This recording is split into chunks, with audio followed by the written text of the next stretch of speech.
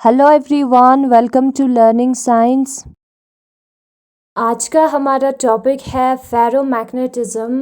देखते हैं कि फेरोमैग्नेटिज्म क्या होता है। A ferromagnetic substance is one which is strongly attracted by a magnet. Ferromagnetic substance जो है उसे कहते हैं जो कि मैग्नेट स्ट्रांगली अट्रैक्ट करता है। Ferromagnetism is found only in solids. ये हमें जो है सिर्फ सॉलिड्स में नजर आता है, लिक्विड्स और गैसेस में नजर नहीं आता। The 5 elements which exhibit ferromagnetism are, और 5 एलिमेंट जो कि फेरोमैग्नेटिज्म शो करता है वो है आयरन, कोबाल्ट, निकल, गैडोलिनियम जिसको हम GD से रिप्रेजेंट करते हैं, और डिस्प्रोसियम है। ठीक है, and a number of their alloys, और उनका जो मिक्सचर होता है वो फेरोमैग्नेटिज्म दिखाता है।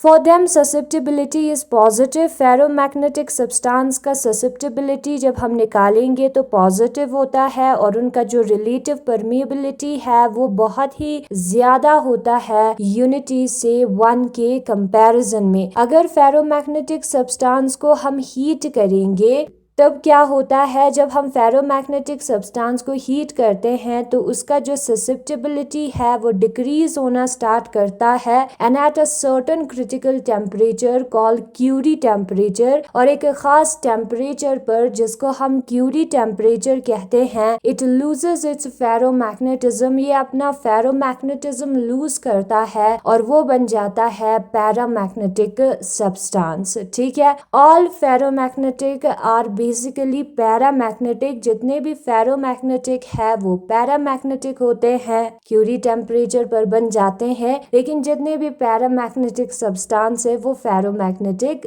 नहीं होते, इसका रिवर्स नहीं होता है। ठीक है, फेरोमैग्नेटिक सब्सटेंस में पैरामैग्नेटिक कैरेक्टर होता है, क्यूरी टेम्परेचर पर वो दिखा देता है, ठीक है, वो बन जाता है, लेकिन ऐसा पैरामैग्नेटिक सब्सटेंस के साथ नहीं होता। फिर उसके बाद दिया है डोमेन थ्योरी ऑफ फेरोमैग्नेटिज्म। एक थ्योरी है जिसको हम डोमेन थ्योरी कहते हैं फेरोमैग्नेटिक सब्सटेंसेस के लिए। जो फेरोमैग्नेटिक सब्सटेंसेस होता है उसमें जो इंटरेक्शन होता है अलग अलग एटम्स के बीच में, सब्सटेंस है तो बहुत सारे एटम्स होंगे, तो उन एटम्स के बीच में जो कि पड़ोस में है, ठीक है, नेबरहुड में है, वो बहुत ही कॉम्प्लेक्स है, वो सिंपल नहीं है, हम डिस्क्राइब नहीं कर सकते, या बहुत ही डिफिकल्ट टू अंडरस्टैंड है। और उस इंटरेक्शन को, उस रिएक्शन को नेबरिंग एटम्स के बीच में हम कहते हैं एक्सचेंज इंटरेक्शन या एक्सचेंज कपलिंग। और इस एक्सचेंज इंटरेक्शन की वजह से large number of atomic dipoles जो है वो सेम ही डायरेक्शन में अलाइंड होता है। ये जो एटम्स पास में प्रेजेंट है उसमें इंटरेक्शन, रिएक्शन होने की वजह से बहुत सारे डायपोल्स एक ही डायरेक्शन में आ जाता है, और वो एक ही डायरेक्शन में इतने स्ट्रांगली प्रेजेंट है कि जो थर्मल वाइब्रेशन है, हीट की वजह से जो मूवमेंट होता है वो भी उनके डायरेक्शन को, उनके अलाइनमेंट को किसी पर्टिकुलर डायरेक्शन में होता है, change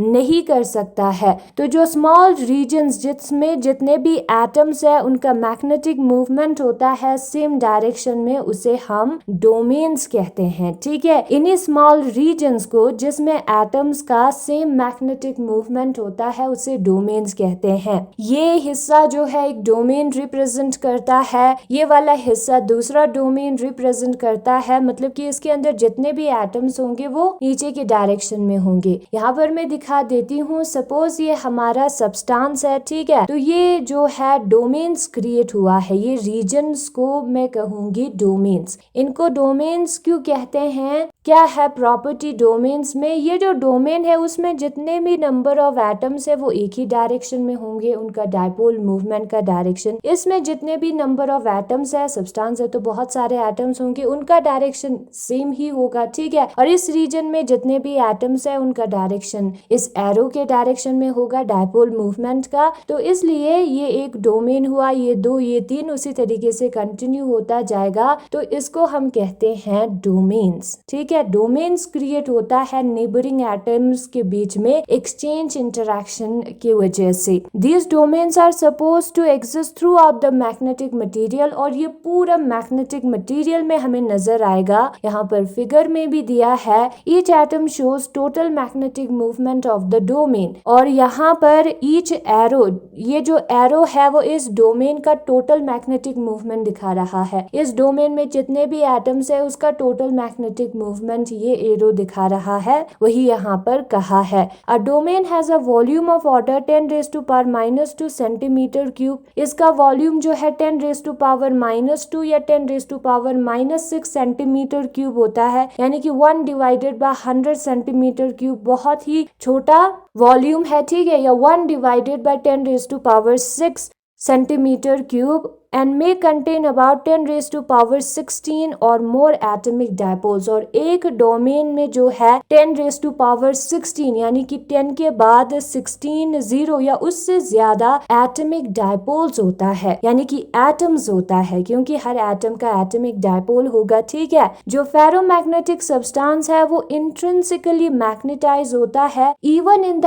absence of magnetic field. बाहरी कोई मैग्नेटिक फील्ड प्रेजेंट ना भी हो तब भी वो मैग्नेटाइज होता है, इसलिए तो ये एरोस है, ठीक है। लेकिन जो डोमेन है वो ऐसे अरेंज होते हैं कि वो एक दूसरे के असर को कैंसिल करता है, जैसे कि इसका असर दूसरा कैंसिल करेगा, ठीक है। जो ऑपोजिट डायरेक्शन में है वो वाला कैंसिल कर देता है, जैसे कि इस एरो का असर ये वाला एरो कैंसिल कर देता है, इसका असर ये वाला कैंसिल कर देता है, ठीक है। सेम ऑपोजिट डायरेक्शन में है तो कैंसिल हो जाता है। तो ऐसे जो है एक दूसरे को कैंसिल करता है मैग्नेटाइज होने पर भी, और जब हम टोटल निकालते हैं तो जीरो हमें मिलता है absence of external magnetic field में, ठीक है। जब हमने बाहर से कोई भी मैग्नेटिक फील्ड अप्लाई नहीं किया हो तब फेरोमैग्नेटिक सब्सटेंस का कंडीशन है। नाउ हमने एक्सटर्नल मैग्नेटिक फील्ड जो है वो अप्लाई किया, बाहर से मैग्नेटिक फील्ड अप्लाई किया, तो जो एटम्स होता है डोमेन्स में वो जो है मैग्नेटिक फील्ड के डायरेक्शन में अलाइन हो जाते हैं। जो एटम्स है डोमेन्स के अंदर वो मैग्नेटिक फील्ड के डायरेक्शन में अलाइन हो जाते हैं। इसका मतलब क्या है? इसका मतलब है कि वो डोमेन जिसमें एटम जो है अप्लाइड मैग्नेटिक फील्ड के डायरेक्शन में अलाइंड होता है वो एक्सपैंड होता है at the cost of other domains. At the cost of other domains means other domains का जगह वो ले लेता है expand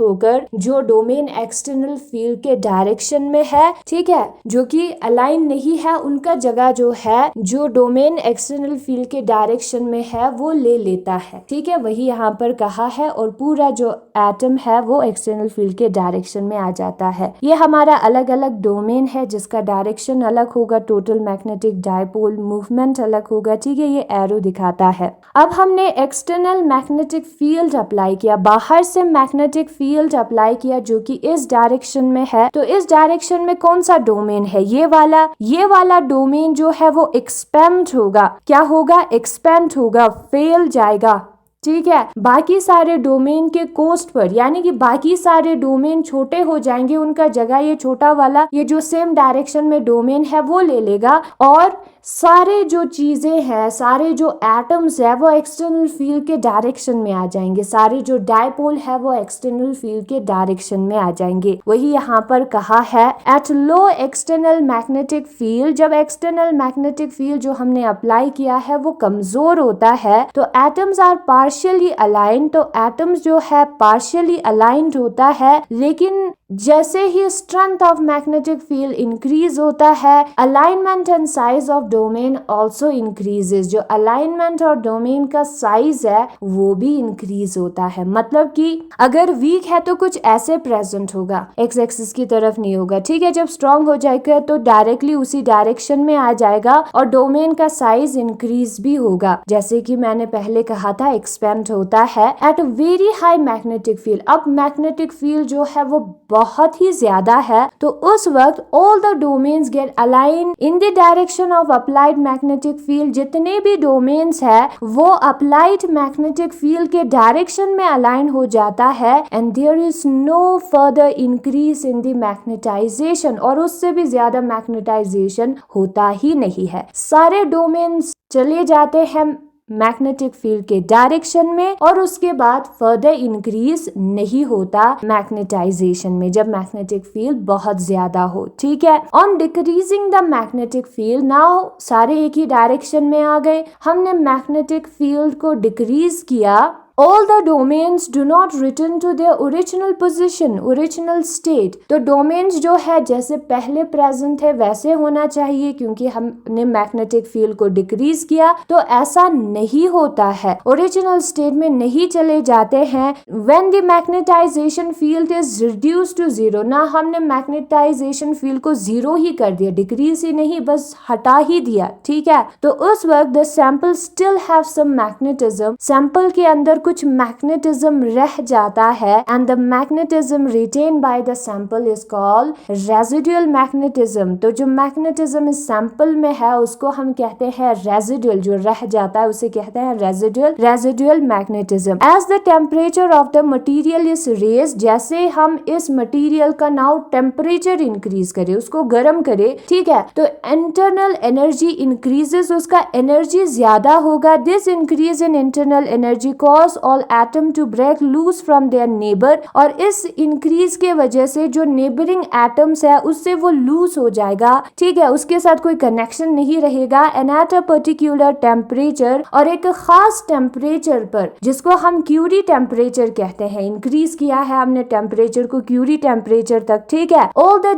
atomic dipoles of the sample lose their alignment, फिर वो लूज कर जाता है अलाइनमेंट को, अपने ओरिजिनल पोजीशन पर आ जाता है। ठीक है, वो है क्यूरी टेम्परेचर पर अपना जो अलाइनमेंट है, जो वो एक लाइन में आ गया था, उसको वो लूज कर देता है क्यूरी टेम्परेचर पर। ठीक है, नोट यहाँ पर दिया है, द इम्प्योरिटीज और imperfection in the crystal structure of same creates hindrance to magnetisation and demagnetisation. जो क्रिस्टल स्ट्रक्चर में इम्परफेक्शंस होता है, ठीक है, कोई एटम प्रेजेंट नहीं होगा ऑर्डर में, या इम्प्योरिटीज प्रेजेंट होगा, तो उस वक्त क्या होता है, जो मैग्नेटाइजेशन और डीमैग्नेटाइजेशन होता है उसका, उसमें असर हमें नजर आता है। हिंड्रेंस जो है, ऑब्स्ट्रक्शन, प्रॉब्लम वो क्रिएट करता है जब क्रिस्टल के स्ट्रक्चर में इम्प्योरिटीज या इम्परफेक्शन होता है। ठीक है, तो यही है आज का टॉपिक।